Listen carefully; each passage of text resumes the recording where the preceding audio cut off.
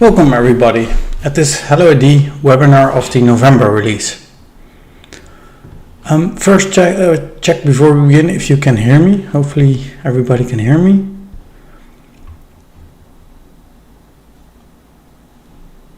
I think yes, okay, that's nice. Thank you. So in this webinar release we're going to talk about the new features of the November release of HelloID. So we're not going to talk about the previous features and versions, but only the new ones, features in HelloID. So I've created a poll. There's a link in the chat and you can click on there to vote on your favorite feature. So hopefully all you can vote, so we will discuss that feature a little bit more, or we're going to start with that, and if we have no time left, maybe your feature that you would like to have some explanation about is not presented. So please vote on that, so we can see where we're going to begin with the feature explanation. So let's go to that screen. So it's a little bit equal now. So we have the unmanaged grant entitlement and the incidents, and also the delegated form task in Cloudbetter. Then I'm suggesting to start with the unmanaged grant entitlement and the incidents, because I think I can do them both at once. Even the unmanaged and grant entitlement are getting 2 votes. So let's start with that. So this is a feature and I'm going to explain how it works, but I'm starting with, of course, if we have provisioning, you need persons in the system, so for the importation. So what I'm going to do is to present this, how this works, is to create a new person in my HR system, in my dummy HR system in this case. So that's this. So I'm going to create here, well, let's say I'm going to create myself. Administration manager, doesn't matter, creating the employee. So then I can do an import. So it should say that I'm added 1 again, and that's me.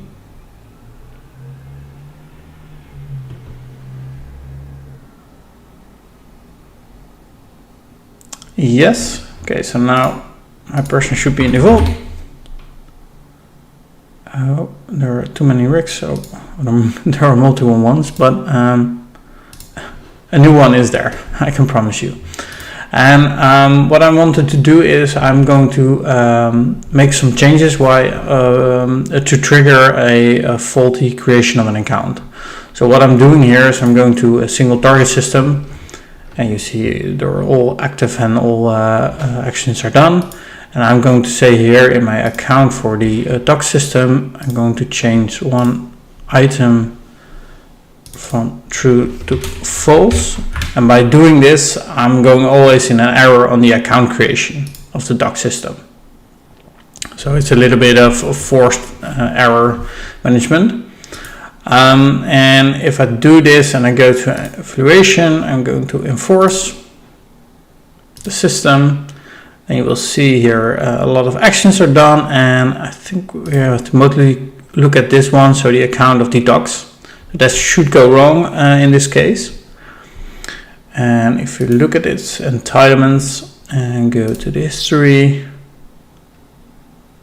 you see a lot of success, but there's also an error. So it's the same time here, 1604.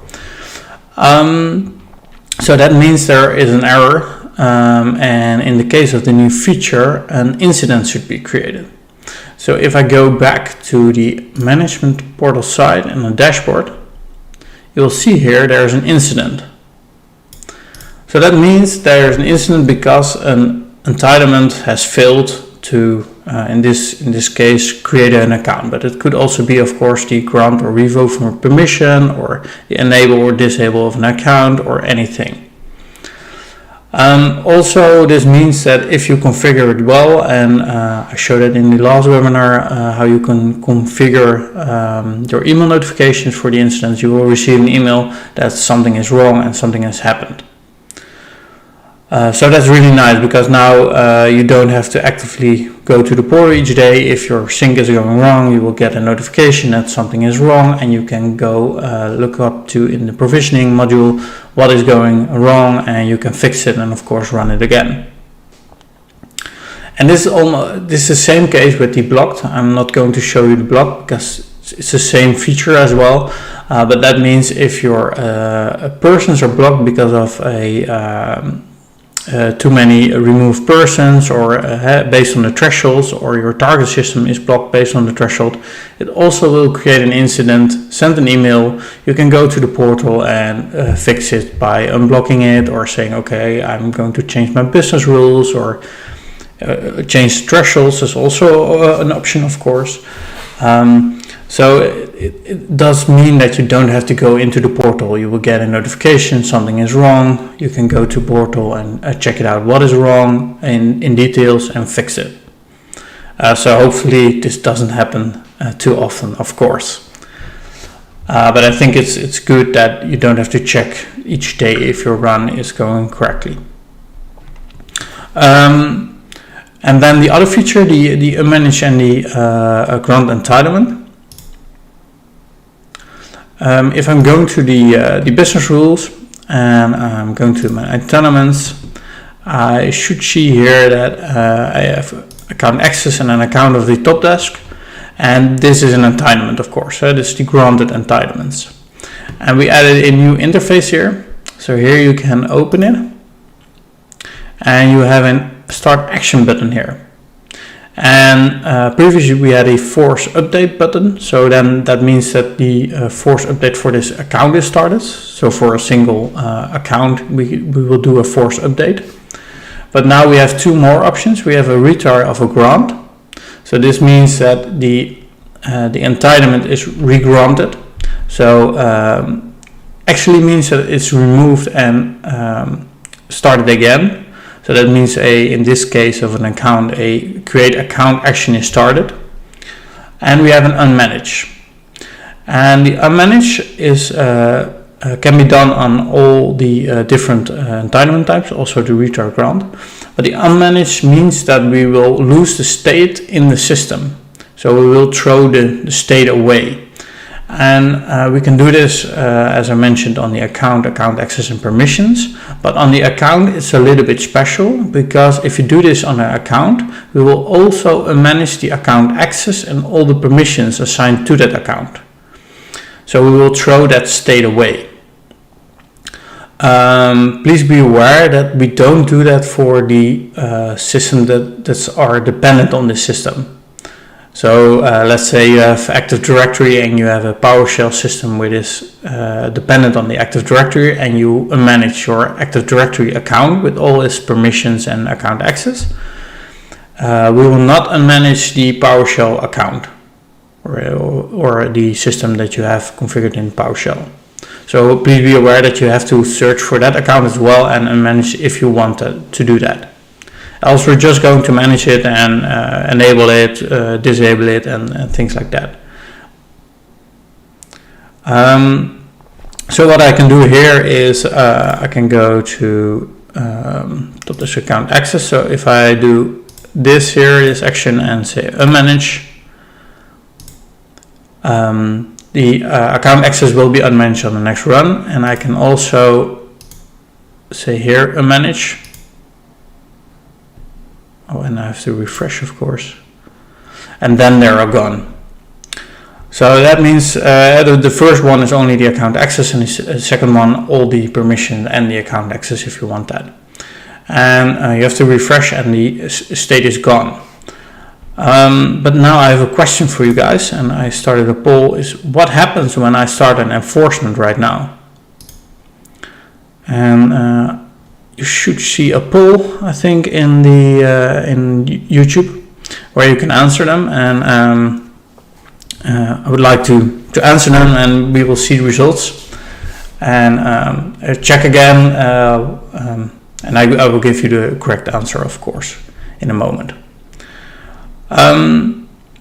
But let's go back to the presentation. When this happens, let's go back to the incident. When I run an enforcement and nothing has failed, so I'm going to demonstrate that now, is the message of the incident should go away. So if I'm going back to the docs system that I showed earlier, I go to account and I put this on true, apply it, and now I wanted to start the enforcement and I'm waiting on the answers for the questions. Okay, so most people answered nothing, it's unmanaged. And I think a couple of one person responded account is created, and nothing is managed has 3 votes now, but actually the correct answer is the account is created or updated, and this is because we're unmanagement the state, but the business rules are still configured. Somebody's changing the answer, I think. But the rules are still configured in the way that the person still needs that type of account. So in the next enforcement, he sees, okay, there is no state of that account, so I'm going to start it again. So if you don't want that, you have to exclude that person from the business rule or something else, or say it's excluded from the person list. So please be aware that you can use this unmanaged, but you have to be aware that we're always trying to get the correct state when we do an enforcement. So that's really important to understand. How can you use this unmanaged? It's where you can use this at most, or I think the best, is when you say I've created an account and a new account is created, but we saw that there was an old account, but the correlation ID wasn't correctly inside the account. So the employee ID or something like that for Active Directory was not filled with the correct value for that person. So what you can do is, okay, I'm going to change the old account manually, or use the correlate report where you can change the value, and then unmanage the account and then just run it. And because if you do unmanage on the account, all the account access and all the permissions will be unmanaged, and everything will be granted again. So then the whole system is correctly again, and the person is coupled to the correct account. So that's really important to know that it's not that nothing will happen, because we're always trying to get the best result based on the business rule, or get the situation of the business rules that you defined. Also, account is created is almost correctly, because just like I mentioned, we're doing a correlation again on the account is created, so it could be that an account is updated that is already existing in your target system. So keep in mind that it's not always created, but also it could also be going to the update statement. So that's the correct answer. Going to Untitled. So if I'm doing an enforcement now, you also should see that we are trying creating the account and the account access again, and maybe this action goes to the update account. I think in this case it would be, because it didn't change any values in the target system, so the top desk account is still there, so it will pick up and says, okay, I'm doing an update. On the docs you see a retry, because it failed on the previous run and now it should have completed. And if I'm going back to the dashboard, you will see my incident is closed. So it could be that if you have a daily run at night, it could be in the first night there is an error, and you will get an incident and you will get an email, and the next night the problem is solved because the system is up and running again, or you change something in your configuration without running the enforcement, and it will go correctly the next night. Could also be the case if your agent is down or something like that. If on that night the agent is down and you will retry it on the next night, we will remove the incident that the entitlement is failed, and you will don't see anything, and of course you will receive an email that the incident is resolved because the entitlement run is correctly again. So that's important to know, and we do this on each enforcement run. That's those two features. Let me check if there are any questions.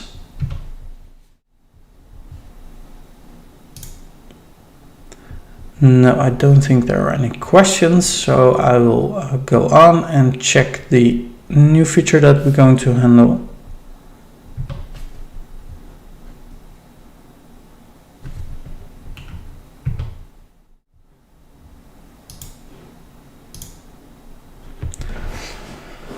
So we've done the manage and the incidents, so let's go to the delegated form task in the Cloudbetter.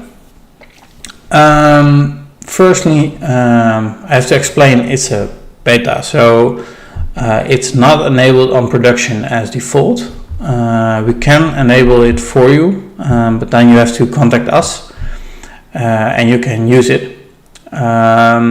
But we have it enabled as a beta to, of course, to test it in a little bit in production, but also because not every functionality we have in the delegated form tasks, we have them available in this version.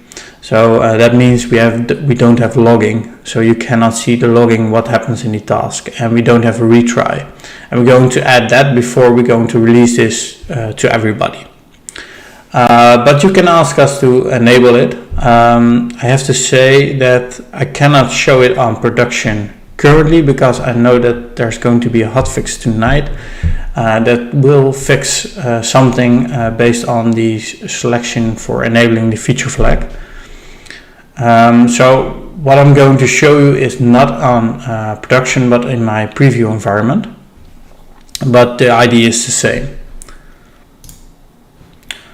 So here you have my preview environment, and the difference is if you go to delegation and we go to delegated forms. Oh, I have to log in again. We go to delegated forms, and if I go to the, let's say, the AD group manage memberships, and I do an edit, and I go to task, you will see here the old style, so the task. And with the PowerShell you can write, and here with the variables you have to map, and also a version and things like that. So I enabled this feature on this portal. But what is the difference if I'm creating a new delegated form? Let's say I do the same delegated form, but just change the name. So let's do like this. Oh. And save it. And if I'm going to task, you'll see that there's a new structure here. And this is completely new and completely different. And also you can choose here if I want to run it on the cloud, which is enabled on default, or run it on premise. And if I select on premise, you can select your default pool here, or any other pool you want to run it in. So it could be, of course, a couple of agents or pools. But in this case, I want to run it in the cloud because that's a new option, of course. And instead of having a task catalog, you can just write in your PowerShell script here. So I could say I'm going to write information test one. And I can execute the PowerShell, And if I go to receive log, I will see just test1. So that works. I don't need an agent for this. It just works with the cloud. Of course, I can switch between the cloud and agent, and it runs well. But now I see you're thinking, okay, isn't there something missing? Because in the previous version I had the mapping, and I had to map the fields from the form to the fields of the tasks that were the input. And where's that? So that works a little bit differently. With this, you don't need to have mapping, but you just get the whole result of the form inside the PowerShell script, and you will receive it like this. So form, and if you have a form name key, so you have to do it like this. And so if I'm going to this form, let's save this. Just to be sure, I'm going to go to here, and I will have here my search. This is the key. It will be put into PowerShell script. So let's copy this search field. If we go back to task, the input field will be form.this search field. And so you can access the data. Then you think, okay, that's a little bit difficult to code because I have to check the name and things like that. And we have a little bit help with that because we have an input field which accepts JSON. And in the form, you'll also have the JSON output. So if you switch to the editor, you'll see here a form result output. So if I change this to A, it's search field A. What I can do here is, if I go back to the task and say, okay, so I have an object, and I say the field is search field, and the value is A. Then I can, let's say, write information, execute it, and then I'm writing A.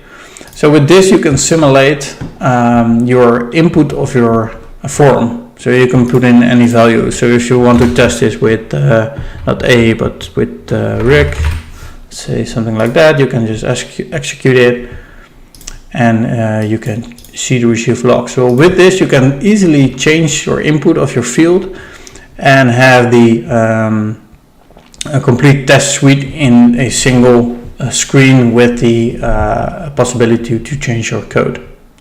So that's a lot easier. Also, a big difference is we support fully support the native functionality of PowerShell. So with this is also we have done with the data source, of course. So with this, write information will receive a log with the information in here. We're not going to store it yet. That's something we need to add in the future. But we can do write warning, write error, things like that. Also write output. It's going to be used in the future, I think. Future. But we don't have the functions like hit. I thought it was message or something like that. We don't need that anymore. So that's also easier with development because you can just use this code in your own PowerShell environment. I don't know, use your own editor, ICE or Visual Studio, where you can build this PowerShell, test it, and pass it in here, and you can change the inputs and test it again. So that makes it a lot easier, I think, to create this PowerShell. Let me check if there are any questions. Again,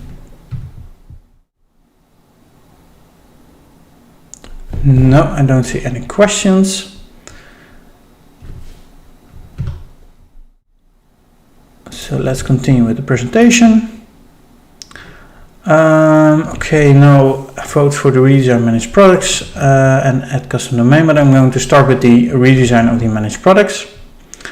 For this I have to log off and log in as a user that has or is a product owner. So if I go here to the management and go to managed products, you will see here this view is already there, this table. And if I go here and go to, let's say, Visio, I have a new screen here. So this is completely redesigned with the same UI as we had with the redesign. So here I can click on user, and I can see, okay, what is the request details for that user. So if I'm going to request this for this user, what is his workflow? And of course I can also click here to request the product as well, and I can see the details here in the product. So let's say somebody has a denied in the previous stage, so now I'm going to request again. And if there is a form available, you will see it here and you can fill it in, just like the normal request. So you have all the options as a normal request, but you have a little bit more information because you're a product owner. But the UI is the same as everywhere else. And we're also going to do this for the managed users. But it's really important to know that we didn't change anything. Functionality is just that we make it easier to do this in a single screen, and I think it's more clear what you have, because you can switch back really easy, and you can also check the timeline and who's going to need to approve your request. Or in this case, anybody doesn't need to do the request because I'm also the product owner, and there's no manager, I think. But that's the case. So it's a lot sweeter, it's easier to use, and this is the new UI. And we're also going to change the managed product users. So the managed users, the table is still old, it's going to be the new table, and also the details are going to change. And then I think on besides the profile, we're completely done with the new end user UI. But that's going to be in the next release. I think I see a question, so I'm going to the questions.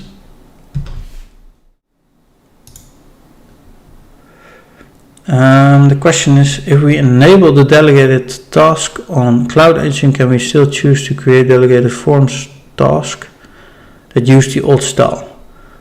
No, the question is no. So the old style will be deprecated in a while in the future. So everybody is going over to the new system and not the old style.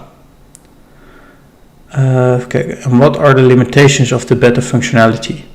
The limitations is we have no logging. You cannot retry it. So I would not use this in production, but that's of course the name beta. So if you want to try it, we can enable it, but it's better to do this on a training portal or something like that than in a production environment. Also, if you create a task, the old ones, so if you have any delegated forms with the old style of the task, you can still use them, you can still edit them, they're available, but if you add a new task, you cannot do that anymore.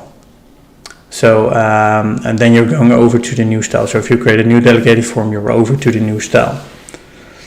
And that's something we're going to enforce in the future. So we're going to leave the old style, but we still need some functionalities like the logging and the retry, and maybe some else, but which would be the beta result, which comes from the beta. To do this before we put this on in production, and slowly graduate to the new system. For the tech savvy guys, this version of the beta and the new style of task is also using a new infrastructure, and it's the same infrastructure we use for the data sources, which is also a lot quicker and better for respawn, and it's also better for our infrastructure as well. But that's more on the technical side of the part. Hopefully I answered your questions with this.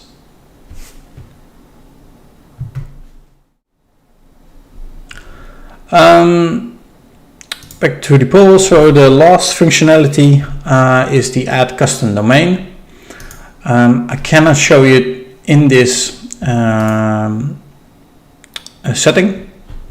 Oh, I have to log off, of course, because this user has no access to the admin portal.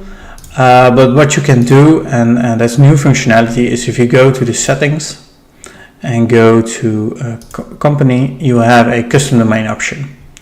And in the previous one, you had to contact support and say, I want to have a custom domain, and support will ask, oh, what's the custom domain? We need a certificate and things like that. And now it's a more automated process. So you can just fill in your domain here. Please be careful, and that's the reason why we put this button here. Please read the risks, because if your portal changes and you have a lot of applications and the URL will change, it could have a negative impact on your applications or your delegated forms or any integrations as well. So please read that, and that's the reason why we put it there. But if you add a domain, you will get a notification that we need a DNS change, and you can validate it also in your software. And also you have to upload a certificate and enter the private password. So we have that information as well. And we also checking if the certificate is correct for our software. So in previous process, you send a notification to support and you send your certificate, and then we're going to try to put this certificate in the software, and sometimes it goes wrong and then we have a delay. So we don't have that anymore with this process. The only thing is not fully automated. So if you're done with this, and that's also on the docs, you have to contact support and send them a message that you added the custom domain, and then we're going to plan the day that we're changing the domain for you. And that's also the day that something could happen in your application, in HelloID or with your applications or your integrations.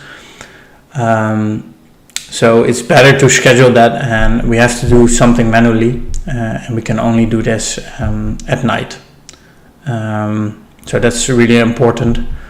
Hopefully in the future we'll have a fully automated process for this, where we say, okay, on this date it will change or something like that. But for now it's a bit manually, but I think it's better because we can check all the things if it works correctly for your tenant and portal. But you can put the custom domains in there, and we will validate all your information. So when you have the request, we can process it as soon as possible. Let's check again if there are any questions.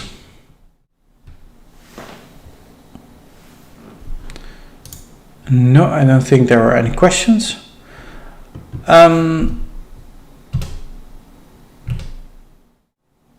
Then I would like to thank you, because this was all the features of the new version, and I will speak to you next time. And don't forget to subscribe, of course, and hit the bell icon so you will never miss a webinar. And also we send an email to all the people that are subscribed to the newsletter, and in there's also an invite for your calendar, so you can just click on it and it will automatically be put in on the correct date and time in your calendar. So that's also really easy to use. So thank you for your attention, and till the next time.